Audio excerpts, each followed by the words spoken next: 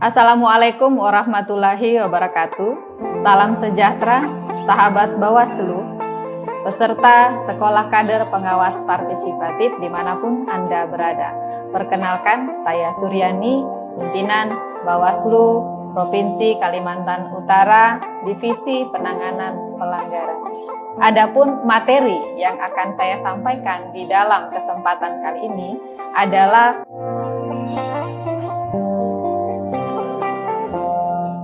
Adapun jenis-jenis pelanggaran pemilihan terdiri dari jenis pelanggaran kode etik, pelanggaran administrasi, pelanggaran tindak pidana pemilihan, dan pelanggaran hukum lainnya.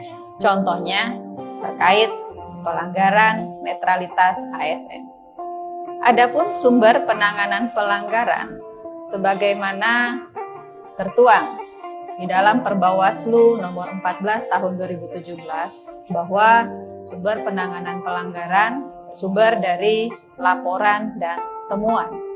Yang dimaksud temuan merupakan hasil pengawasan pengawas pemilihan yang mengandung dugaan pelanggaran pemilihan. Sedangkan laporan merupakan laporan yang disampaikan secara tertulis oleh pelapor kepada pengawas pemilihan tentang dugaan terjadinya pelanggaran pemilihan.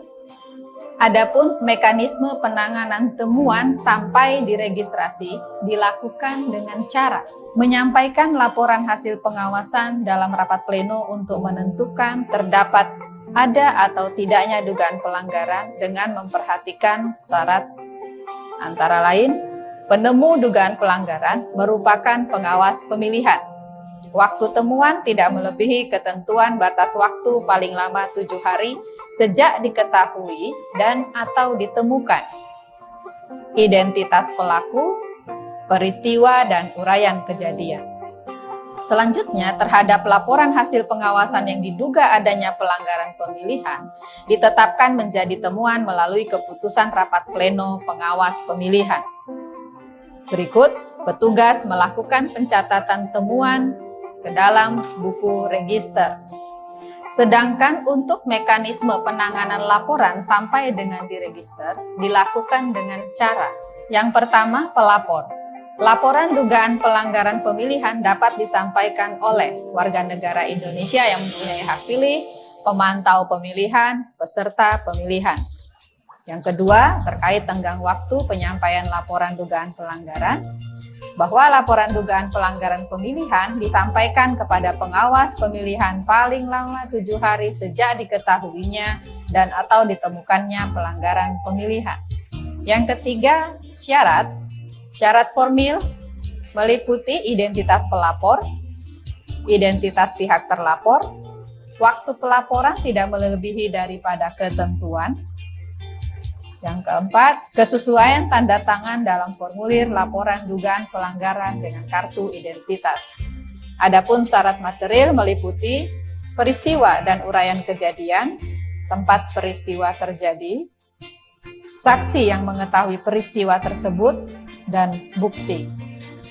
Dugaan pelanggaran yang memenuhi syarat formil dan material dicatat ke dalam buku register dan diteruskan kepada bagian atau petugas yang menangani atau mengkaji pelanggaran.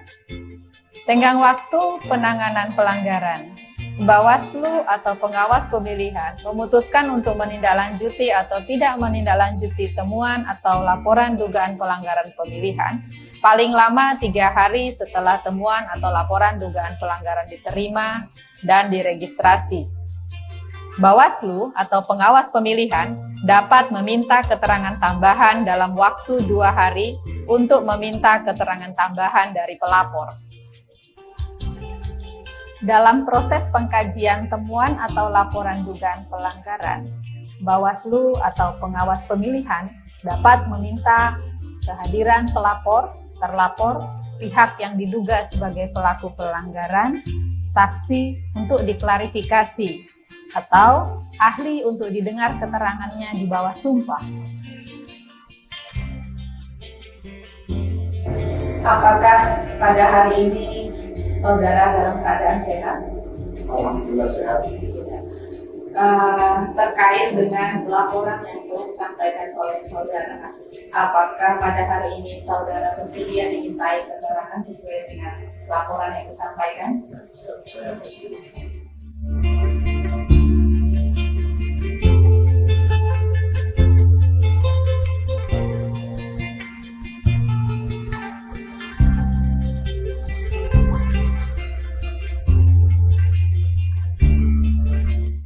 Baik, pertanyaan selanjutnya, apakah saudara bersedia untuk kembali memberikan keterangan apabila dibutuhkan keterangan tambahan?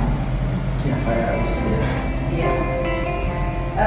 Pertanyaan terakhir sebagai pertanyaan penutup, apakah saudara di dalam memberikan keterangan dari awal hingga akhir ini ada merasa tertekan atau terpaksa dalam memberikan keterangan? Tidak. Baik, terima kasih.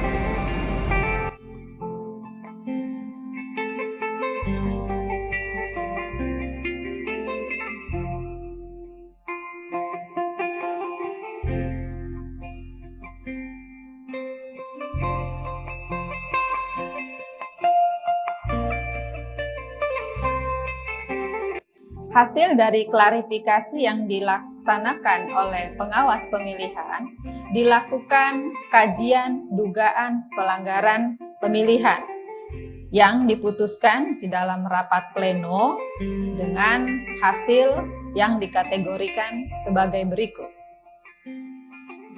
A. Pelanggaran pemilihan antara lain pelanggaran kode etik penyelenggara pemilihan, pelanggaran administrasi pemilihan, tindak pidana pemilihan, pelanggaran hukum lainnya. B. Bukan pelanggaran pemilihan, atau C. Sengketa pemilihan. Penerusan pelanggaran pemilihan. Untuk pelanggaran kode etik penyelenggara pemilihan, Bawaslu dan pengawas pemilihan meneruskan rekomendasi pelanggaran kode etik kepada DKPP. Adapun pelanggaran administrasi pemilihan, Bawaslu atau pengawas pemilihan menyampaikan rekomendasi pelanggaran administrasi pemilihan kepada KPU, KPU Provinsi, KPU Kabupaten Kota, PPK atau PPS sesuai dengan tingkatannya.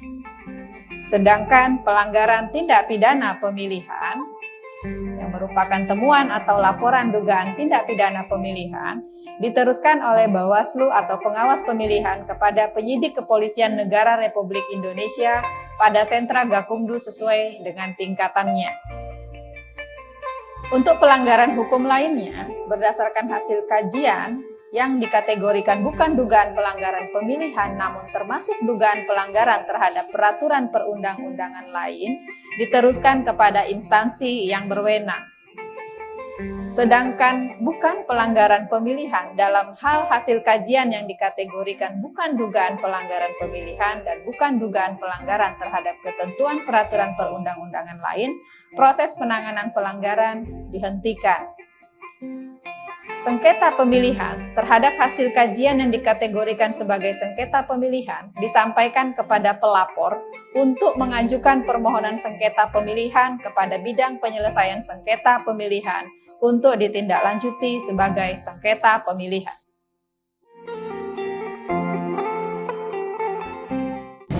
Sahabat Bawaslu, peserta sekolah kader pengawas partisipatif, demikian tadi rangkaian materi yang telah saya sampaikan. Semoga bermanfaat bagi semua peserta sekolah kader pengawas partisipatif dalam rangka mengembangkan wawasan kepemiluan dan berani melaporkan manakala menemukan dugaan pelanggaran yang terjadi dalam masa pemilihan. Sahabat Bawaslu, tetap di rumah saja, jangan lupa menjaga kesehatan, sering-seringlah mencuci tangan dengan menggunakan sabun. Apabila sahabat Bawaslu keluar rumah, jangan lupa gunakan masker. Bersama rakyat, awasi pemilu. Bersama Bawaslu, tegakkan keadilan pemilu.